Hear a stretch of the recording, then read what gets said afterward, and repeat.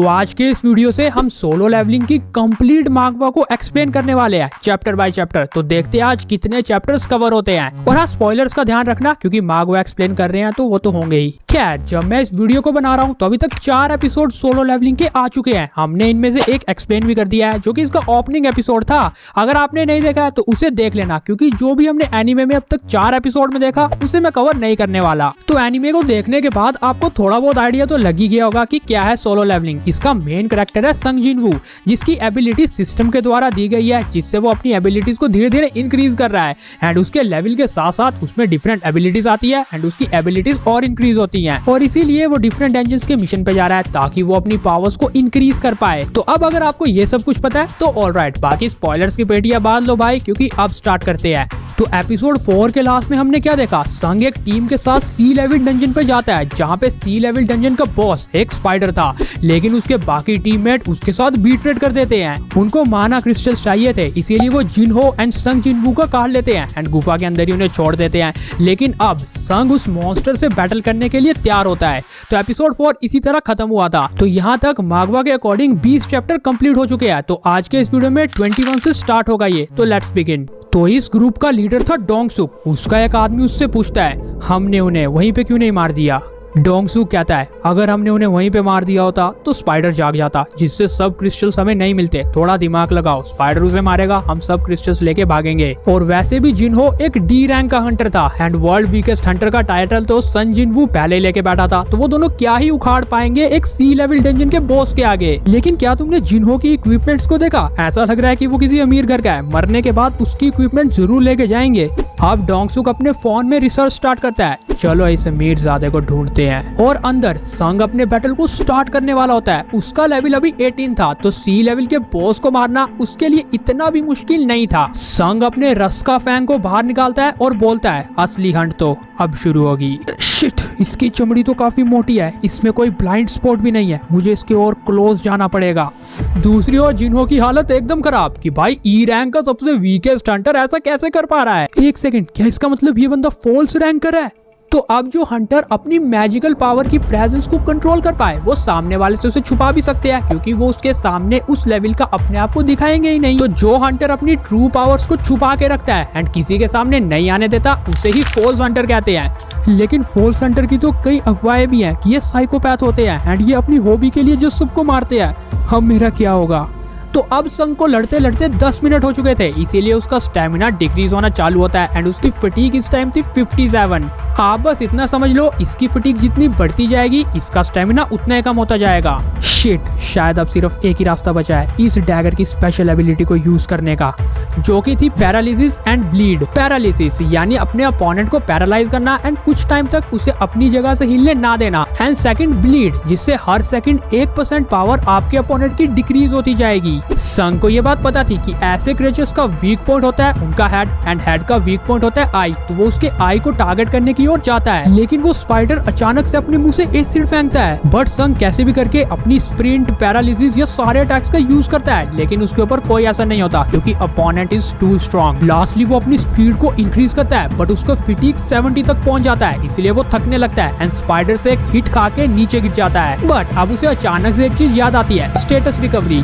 उसने एक बार डेली क्विस्ट में स्टेटस रिकवरी नहीं ली थी, तो अब वो उसे यूज करता है एंड अपनी बॉडी को पूरा हील कर देता है। एंड अब वो स्पाइडर की आंखों के ऊपर अटैक करता है। Paralysis activate, bleed is activate and boom, dungeon boss has been slain, you level up. इधर जिनहो की फटी पड़ी थी कि ई रैंक हंटर इतना पावरफुल कैसे होता है। वो बोलता है, सर आप मेरे इस बैग में जितने चाहे उतने क्रिस्टल्स भर सकते हैं। बट अचानक से दीवार टूटती है एंड उनकी टीम के वो धोखेबाज लोग वहाँ पे आ जाते हैं। एक सेकंड, क्या वो स्पाइडर पागल था जो इतने कमजोर लोगों से हार गया? डोंगसुक को लगता है कि जिनहो की जो इक्विपमेंट है उसकी वजह से उन्होंने उसे मार दिया होगा। वो बोलता है, जिनहो मैंने तुम्हारे ऊपर रिसर्च की, आर्किटेक्चर कंपनी के चेयरमैन यो म्योंग हन यही तुम्हारे फादर है ना? खैर उसने फ्यूचर में उसके फादर से कुछ डील करनी थी, इसीलिए वो उसे एक और चांस देता है। इसीलिए वो कहता है कि तुम संग को मार दो, फिर तुम हमारी टीम में शामिल हो जाना एंड तुम जिंदा बच जाओगे। लेकिन अगर तुमने ऐसा नहीं किया तो तुम दोनों यहीं पे मरोगे। बट जिनहो संग की साइड चुनता है एंड इनसे ही बैटल करने के लिए तैयार खड़ा होता है। होंगसुक कहता है, तो ठीक है, लेकिन क्या तुमने कभी ह्यूमंस को मारा है? लेकिन संघ के सिस्टम में अचानक एक इमरजेंसी ट्विस्ट आती है। There are entities nearby that intend to murder the player, so slay them. संघ को समझ नहीं आ रही थी कि ये क्या हो रहा है, लेकिन अचानक एक मैजिकल अटैक उसके ऊपर लगता है एंड वो जोर से नीचे गिरता है। संघ कहता है नहीं नहीं नहीं नहीं नहीं नहीं, ये नहीं हो सकता। तो अब संघ का सिस्टम उसे फोर्स कर रहा था मर्डर करने के लिए। देखो, इस सिस्टम का काम है एक प्लेयर को ट्रेन करना, लेकिन उसके बीच में जो भी आएगा उसे तो मरना ही पड़ेगा ना। तो अब ये जितने भी लोग हैं ये संघ को मारने के लिए आ रहे हैं। तो अब सिस्टम का काम बनता है कि जो भी प्लेयर के रास्ते में आए उसे मारने के इंटेंट से उसको उड़ा दें। इसीलिए यहाँ पे लिखा आता है enemies required to kill 8, enemy kill 0। और अगर तुमने अपने दुश्मनों को नहीं मारा तो तुम्हारा हार्ट वैसे ही रुक जाएगा और तुम ऐसे ही मारे जाओगे। अच्छा, तो ये सिस्टम मुझे स्ट्रॉन्ग बनाना चाहता है। ठीक है, सिस्टम मुझे यूज कर रहा है और मैं इस सिस्टम को। लेकिन संघ कहता है अगर तुम सब हंटर हो तो हंटेड होने के लिए तैयार हो जाओ। एक हंटर बड़ी चौड़ में आता है, मैं ऐसे देखता हूँ। क्या वे बच्चे, तुझे सिचुएशन समझ नहीं आती? लेकिन संघ अपने डैगर से उसकी मुंडी को ही अलग कर देता है। खत्म काम, 1 शॉट किल। सब हैरान कि इसने डी रैंक के हंटर को कैसे मार दिया। अब ये मैजिशियन अपना मैजिक यूज करने की कोशिश करता है। संघ उसके पास आके कहता है तुम्हारा मैजिक मेरे सिर में चुभ रहा है, और उसे सुकूना के अनलिमिटेड स्लैशेस की तरह अटैक से मल्टीपल टुकड़ों से खत्म करता है। इसके बाद वहाँ जितने भी ट्रेटर्स थे अपने पैरालिसिस या ब्लीड की हेल्प से वो उन सबको मार देता है। लेकिन डोंगसू कहता है अच्छा तो तूने अपनी एबिलिटीज छुपा के रखी, लेकिन मैं इन पागलों की तरह नहीं हूँ, एम्पावर। लेकिन इससे पहले वो कुछ करता, संघ उसके फेस को पकड़ता है और बूम। अब संघ उसे मारने वाला होता है, वो उसके सामने गिराता है, लेकिन भाई सिस्टम का ऑर्डर आया है। लास्ट में वो गुस्से से कहता है रुको रुको, तुम जानते भी हो कि मेरा छोटा भाई। सर अलग। अब ये डंजन क्लोज होने वाला था, इसीलिए संघ एंड जिनहो वहाँ से निकल लेते हैं। लेकिन यहाँ पे संघ को एक ट्विस्ट आती है, यानी उसका डेली रिवॉर्ड वो चुनता है ब्लड लस्ट। इस एबिलिटी की हेल्प से आप अपने अपोनेंट के अंदर 1 मिनट तक पूरा डर का माहौल बना सकते हो। हाँ, जैसे गेंगार का स्केरी फेस अटैक था ना, बिल्कुल वैसे समझ लो, क्योंकि 1 मिनट तक अपोनेंट के मन में डर ही डर। लेकिन हम अचानक से वाशिंगटन यूएसए में क्या कर रहे हैं? यहाँ पे एक बॉडी बिल्डर सा इंसान उठता है एंड कहता है गुड मॉर्निंग। अभी कोरिया में क्या टाइम हुआ होगा और मुझे इतना घटिया सपना क्यों आ रहा है? लेकिन अब एक और बिल्डिंग में मैनेजर योजिन को खबर आती है कि सी रैंक के एक डंजन में 8 लोग मारे गए हैं एंड सर्वाइवल सिर्फ 2 ही हैं, वो भी एक डी रैंक का एंड एक ई रैंक का। पहले मैनेजर साहब को लगा कि यहाँ कुछ अनहोनी हुई होगी तब ऐसा है एंड वो वहाँ से भाग आया है। लेकिन वो क्या देखता है, डंजन तो क्लोज हुआ पड़ा है। फिर मैनेजर उससे कहता है उनमें से एक था संघ। फिर उसे थोड़ा बहुत डाउट होने लगता है, लेकिन फिर वो सोचता है मैंने उसके मैजिक को मेजर तो किया था, तो आई डोंट थिंक उससे कोई खतरा है। लेकिन मैनेजर, उन 8 डेड बॉडीज में एक डेड बॉडी हवांग डुंगसुक की भी थी। मैनेजर कहता है डुंगसुक यानी हवांग डुंगसुक का बड़ा भाई, अब तो मुझे इसे इग्नोर नहीं करना चाहिए। मुझे एक बात समझ नहीं आती कि इन कोरिया वालों को दिक्कत क्या है नाम से, हर नाम एक जैसा ही है। लेकिन दूसरी ओर संघ अपने घर में मस्त चिल कर रहा है, चिकन खा रहा है, साथ में अल्कोहल पी रहा है अपनी सिस्टर के साथ। बट उसके सिस्टम से एक मैसेज आता है, harmful substances detected and message 321 pure poison has been completed. अब उसे एक बात समझ आ जाती है कि उसके पास लॉन्गेटिविटी नाम की एबिलिटी है, जिससे उसकी बॉडी किसी भी टाइप के पॉइजन से इम्यून है। इसीलिए वो अपने कमरे में जाता है, पॉइजन की एक बोतल को गटका के पी जाता है, लेकिन उससे कुछ नहीं होता। फिर से वही सब कुछ होता है एंड उसकी बॉडी पॉइजन से इम्यून हो चुकी थी। लेकिन बीच में उसे फोन आता है, उसे कोई होटल में इनवाइट कर रहा था एंड ये जिनहो ही था। संघ उससे पूछता है हाँ बताओ क्या काम है। अब जिनहो कहता है सर मेरा एक प्लान है, मैं अपना एक पर्सनल अटैक डिक्लाइन।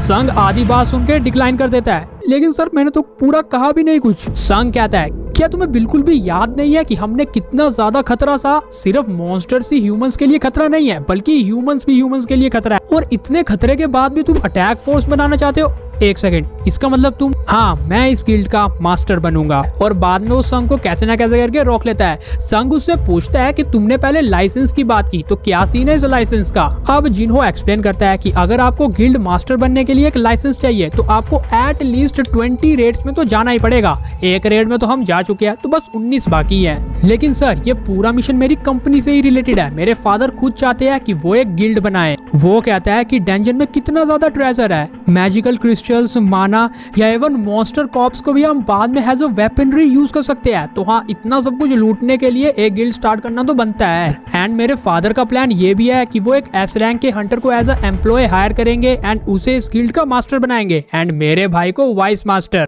लेकिन अपनी तरह जो लो एक्सपीरियंस, लो एज वाले लोग हैं, उन्हें वो इन्वॉल्व नहीं करना चाहते। संग समझ जाता है, अच्छा तो तुम एक्सपीरियंस पाना चाहते हो, जिसके बाद तुम अपने पापा से बात करोगे। जिन्हों कहता है यस सर, और हमें एक अटैक फोर्स की जरूरत इसीलिए है क्योंकि आप अपनी एबिलिटीज को बार बार छुपाते हो सबसे, एंड अगर आप ऐसे ही करते रहे तो आपकी जान को खतरा आएगा। तो हमें एक अटैक फोर्स की जरूरत तो पड़ने वाली है बैकअप के रूप में। संग सोचता है, लेकिन अचानक से वो ज्वाइनिंग को हाँ कर देता है। नेक्स्ट डे संग अपनी सिस्टर के साथ एक पार्क में ट्रेनिंग करने आया होता है, अपनी डेली ट्रेनिंग। उसकी सिस्टर जस्ट उसे फॉलो कर रही है। वो अपनी सिस्टर से पूछता है, अगर अचानक तुम्हें 3 बिलियन रुपए मिले तो तुम उसका क्या करोगे? संग ने ऐसा इसीलिए पूछा था क्योंकि लास्ट नाइट जिन्होंने उसे कहा था कि हम एक बिल्डिंग को कंस्ट्रक्ट करवाएंगे जो कि एज अ गिल्ड ऑफिस हम यूज कर पाएंगे, जिसका प्राइस शुरू में 3 बिलियन रहेगा लेकिन बाद में राइज कर जाएगा। मतलब संग के दिमाग में एकदम से आ गया कि 19 रेड्स को क्लियर करने के बाद उन्हें 3 बिलियन की एक पूरी बिल्डिंग मिल जाएगी। तो अब संग बहुत सोचता है क्योंकि वो एक ऐसा हंटर था जो अपनी पावर को लेवल बाय लेवल इंक्रीज करता जा रहा है एंड बाकी हंटर्स को अगर इसके बारे में पता चला तो खतरा तो है ना। लेकिन यार 3 बिलियन का सवाल है, वो मान जाता है, बट एक कंडीशन थी। ठीक है जिन्हो, लेकिन डंजन के अंदर सिर्फ हम दोनों ही जाएंगे और कोई नहीं।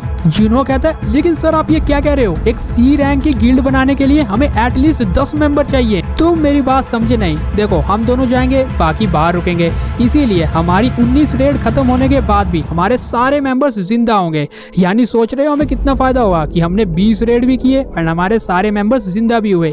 एंड यही चीज तुम अपने बाप को भी दिखा सकते हो। और जिन्हो उस बात को समझ जाता है। संग ट्रेनिंग के दौरान 10 के बजाय 11 किलोमीटर रन कर लेता है। फिर वो सोचता है क्यों ना इसे डबल किया जाए। अब वो 11 के बदले या 10 के बदले 20 किलोमीटर तक दौड़ेगा। फिर हम फिर से अचानक से वाशिंगटन यूएसए में पहुंचते हैं, उसी बॉडी बिल्डर के सामने जो कि अपनी असिस्टेंट लोला, हाँ यही नाम है इसका, उससे कह रहा होता है कि क्या होगा अगर मैं कोरिया में किसी को मार दूंगा।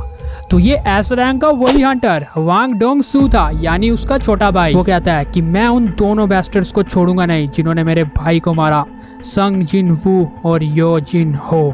इधर संग ने अपनी रनिंग ट्रेनिंग 2 बार कंप्लीट की थी, इसीलिए उसे क्विस्ट के बजाय इस बार मिलता है हिडन क्विस्ट, यानी एक डीमन कैसल की जो कि एक एस रैंक की आइटम थी। अब इस की हेल्प से ये एक डंजन को ओपन करता है एंड पूरा रेड फ्लेम हर तरफ था क्योंकि एक एस रैंक का डंजन था। और अभी संग इतना पावरफुल नहीं हुआ था कि एस रैंक के इतने पावरफुल डंजन को अकेला ही साफ कर दे। लेकिन संग बोलता है अगर मुझे कुछ भी हुआ तो मेरे पास हर्ट स्टोन भी है जिससे मैं यहाँ से एस्केप कर पाऊंगा। सबसे पहले उसकी मुलाकात होती है हेल गेट कीपर सेलेबेरस से।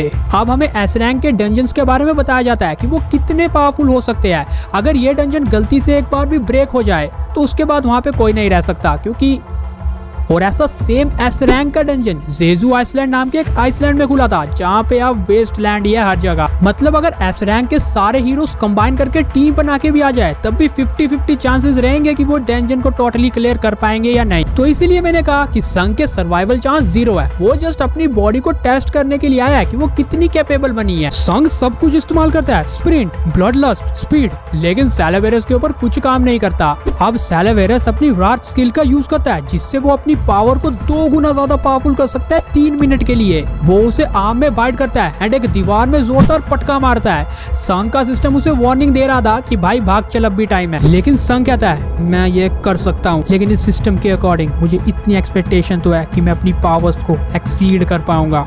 एंड वो उसके दांतों को पकड़ता है एंड हवा में ही मोड़ देता है उसे। एंड इस बार भी सीधा आंखों में ही टारगेट करता है। पता नहीं यार इतना जोश कहाँ पे आया बंदे को। And do slain Cerberus and level up. तो जैसा कि ये सेलेबेरस सिर्फ उस एंट्रेंस का एक गार्ड आप समझ सकते हो, इसीलिए अब वो मेन कैसल गेट्स को उसके सामने देखता है। लेकिन वो बोलता है भाई अब नहीं होगा मुझसे, मतलब अभी मैं इतना कैपेबल नहीं हूँ कि इन गेट्स के पार जा सकूं, भागो यहाँ से। इधर एक अनजान बिल्डिंग में 2 अनजान से लोग बैठे थे। एक बूढ़ा अंकल 20 बिलियन रुपए का एक बैग लाया था पैसों से भर के। वो उस बैग को एक बंदे को देता है एंड कहता है उन कमीनों को कुत्तों की मौत मारना। वो वहां से रिप्लाई करता है तुम जानते हो बी रैंक के हंटर बनने के बाद तुम्हें कई गिल्ड से ऑफर आएंगे क्योंकि हर कोई तुम्हें साइन करना चाहेगा, बट मैं monitoring department of Hunter guild में इसीलिए हूँ क्योंकि मुझे मॉन्स्टर से ज्यादा इंसानों को मारने में मजा आता है। अब हम अचानक से कैंडो की एक क्लास में पहुंचते हैं जहाँ पे एक हाथ वाला कोई बूढ़ा सा ट्रेनिंग कर रहा है। अरे ये तो अपने यूल सोंग जी है। अरे वही बंदा जो कि एपिसोड 1 में इनकी गिल्ड को उस टाइम लीड कर रहा था। अचानक उसे इमरजेंसी कॉल आता है क्योंकि कहीं आसपास डी लेवल का एक छोटा मोटा गेट खुला था। वो जा रहा होता है कि बीच रास्ते में उसे संग मिलता है। वो बोलते संग तुम तो टोटली चेंज हो गए यार, लेकिन तुम्हारी लात, एक सेकंड, तुम्हारी लात ठीक कैसे हुई? अब संग वही इग्नोर करने की कोशिश करता है कि अगर मैं उस टाइम होश में होता तो मुझे पता होता कि ये कैसे हो रहा है। तो अब संग को भी डी क्लास के उस डंजन के लिए ही वो कॉल आई थी। नाउ लव वर्ल्ड मीटिंग, मतलब जोहू एंड जिनहो वो उसे देख के काफी खुश होती है, लेकिन उसका भी सेम ही सवाल कि भाई तुम्हारी लात ठीक कैसे हुई। लेकिन अचानक पीछे से कुछ क्रिमिनल्स उतरते हैं एंड इन्हें पता चलता है कि ये लोंडे भी हमारे साथ इस मिशन में जाने वाले हैं। अब एक लड़की एक्सप्लेन करती है कि ये सब क्रिमिनल्स कभी ना कभी हंटर्स थे, लेकिन अब जेल में है तो अब ये भी इस रेड का हिस्सा है। बट चिंता मत करो, मॉनिटरिंग डिपार्टमेंट का वो हंटर टॉय सिंह भी उनके साथ है जो कि एक बी रैंक का हंटर है एंड ये सब जितने भी है वो सी रैंक के हंटर है, तो ये सब मिलके भी उसे कुछ नहीं कर सकते। तो अब ये सब लोग उस डंजन के अंदर चले जाते हैं। डंजन्स के अंदर सारे क्रिमिनल्स गॉब्लिन्स को मारना चालू करते हैं। यहाँ पे चियूल भी अपनी मैजिकल एबिलिटीज का यूज करता है, लेकिन अब इनके सामने 3 टनल्स आती है एंड ये सोचते हैं डिवाइड होने के लिए। टॉसिक कहता है कि इन क्रिमिनल्स को मेरे साथ भेज दो, बाकी तुम डिवाइड कर लो। संग को अपनी सेंसी से ये बात एहसास हो जाती है कि इस लेफ्ट वाली गुफा में ही बॉस है, तो वो वहाँ पे चलता है अपनी टीम को लेके। अब सब अपनी अपनी टनल्स में जा रहे थे। एक टनल में गया था शंगशिक, ये वही बंदा है जो कि उस टाइम संग को धोखा देके भाग गया था एपिसोड 1 में। तो अब ये अपोलोजाइज करता है खुद से, या खुद से सॉरी कहता है कि मैं हंटर होने के तो लायक ही नहीं हूँ, मैंने एक बंदे को धोखा दिया। इस रेड के बाद मैं उससे घुटनों में टेक के माफी मांगूंगा। लेकिन एक गुफा के अंदर वो एक और गुफा से लिंक्ड होता है जहाँ पे टॉसिक उन सब क्रिमिनल्स के साथ गया था, लेकिन वो देखता है कि टॉसिक सब क्रिमिनल्स को मार चुका है। इधर संग को भी किसी के मरने का इंटेंट सेंस हो जाता है एंड वो भी फटाफट से अपनी गुफा से निकल के उस गुफा में जाता है जहाँ पे वो सब क्रिमिनल्स मरे हुए होते हैं। अब टॉसिक एक डैगर से जन्नू के ऊपर अटैक करने की कोशिश करता है, बट संग बीच में उसे रोक लेता है। अरे वाह, तेरे रिफ्लेक्सेस तो कमाल के हैं। अब संग अपने साइड में एक इंसान को देखता है जो कि कंटिन्यूसली कुछ बड़बड़ा रहा था, जिसकी पूरी बॉडी खून से लथपथ थी, जो कि और कोई नहीं संग था। संग जिन्हो को कहता है फटाफट से इसे हील करो, लेकिन जिन्हो नहीं कर पाती। वो कहती है कि इसकी बॉडी में बहुत ज्यादा ब्लीडिंग हो चुकी है, ये हील नहीं हो सकता। अब शिक मरने वाला था, इसीलिए वो संग से फाइनल सॉरी कहता है कि उस दिन जो भी हुआ मुझे माफ कर दो। उसके लास्ट वर्ड यही थे, आई एम सॉरी संग। संग काफी गुस्से में आ जाता है, टॉसिक को देख के पूछता है क्यों, तुमने ऐसा क्यों किया? देखो मैं तुम सबको यहाँ पे मारने आया हूँ और फिर मैं कुछ भी स्टोरी बड़बड़ा दूंगा। मैं कहूंगा तुम सब लोगों को गॉब्लिन्स ने मार दिया एंड बाकी जितने भी यहाँ पे क्रिमिनल्स थे वो भागने की कोशिश करने लगे एंड मजबूरी में मुझे मारना पड़ा। संग गुस्से से देख के उसकी ओर बढ़ने लगता है। यूलू से रोक के कहता है ये तुम्हारी बस की बात नहीं है, इससे मैं निपटता हूँ। यूल को ये बात साफ पता थी कि वो जस्ट एक सी रैंक का हंटर है एंड कोई चांस नहीं है कि बी रैंक के हंटर को वो हरा सके, लेकिन वो साइड में पड़ी हुई एक तलवार को उठाता है। साथ ही मिस जोनहू को कह देता है कि अपनी फिजिकल स्ट्रेंथ बफ का यूज करो एंड मुझे अपनी मैजिक से स्ट्रेंथ देती रहो। तो उसी कहता है तुम्हारे जैसा घटिया मैजिशियन मेरा क्या ही उखाड़ लेगा। मैं जानता हूँ कि मैं कुछ नहीं कर सकता, मैं कभी भी बी रैंक के हंटर को नहीं मार सकता, लेकिन I am swordsman. But last में वो उसका कुछ नहीं उखाड़ पाया। संग बीच में आके उसकी मदद करने की कोशिश करता है, यानी अब संग की एबिलिटीज और इंक्रीज होने वाली है एंड संग एंड टोजिन की ये फाइट शुरू होने वाली है। तो तोशिक और संग जिनवू का बैटल स्टार्ट होता है, बट वीडियो को यहीं पे रोकना पड़ेगा मुझे। इस वीडियो की लेंथ अभी 1 घंटे से भी ऊपर जा चुकी है। अब कट के कितना बनता है वो तो मुझे पता नहीं, लेकिन अगर कम बनेगा तो नेक्स्ट से हम ज्यादा चैप्टर्स को इंक्लूड करना चालू कर देंगे। लेकिन अभी तक सिर्फ 10 ही चैप्टर इंक्लूड हुए, यानी हाँ इस वीडियो में आपको 21 से 30 चैप्टर की स्टोरी पता चल चुकी है सोलो लेवलिंग की। अगर मुझे वीडियो की लेंथ कम लगी तो अगली बार से 15 चैप्टर्स को इंक्लूड कर देंगे, बट तुम लोगों का सपोर्ट चाहिए बस, और कुछ नहीं। मतलब चैनल पे एक सीरीज को स्टार्ट करने का मतलब यही है कि आप लोग सपोर्ट दिखाओ। तो अपने फैमिली एंड फ्रेंड्स के साथ इस वीडियो को शेयर कर देना जो सोलो लेवलिंग देखते हैं, उन्हें भी पता चलना चाहिए कि इस मागवा की पूरी कहानी क्या है। लेकिन सोलो लेवलिंग मागवा एक्सप्लेनेशन के फर्स्ट पार्ट को हम यहीं पे खत्म करते हैं। अगर तुम्हें ये एक्सप्लेनेशन पसंद आई होगी तो लाइक कर देना, शेयर कर देना, हमारे इस चैनल को सब्सक्राइब करके बगल वाले बेल आइकन को जल्दी ऑन कर देना। पार्ट 2 के लिए कमेंट कर देना। Thanks for watching, bye.